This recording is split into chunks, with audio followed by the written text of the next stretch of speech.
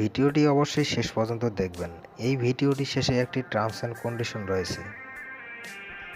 ডায়াগ্রামটি ভালোভাবে বোঝার জন্য টার্মস অ্যান্ড কন্ডিশনটি অবশ্যই ভালোভাবে বুঝতে হবে।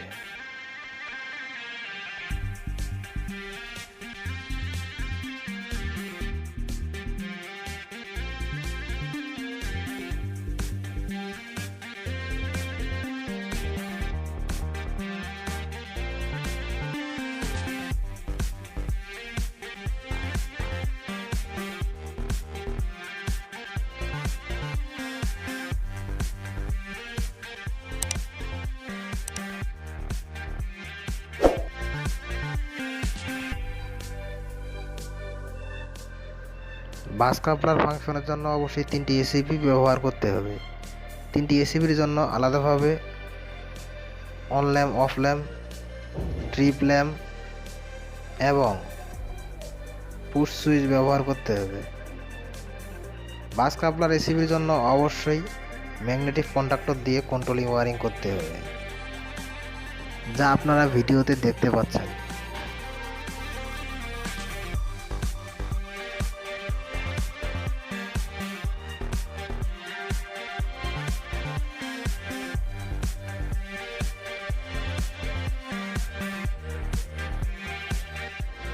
এবার আমরা দেখতে পাচ্ছি যে ট্রান্সফরমার 1 থেকে বাস কাপলার উপরের প্রান্তে পাওয়ার কানেক্টেড হইতেছে এবং ট্রান্সফরমার 2 থেকে বাস কাপলারের নিচের প্রান্তে পাওয়ার কানেক্টেড হইতেছে।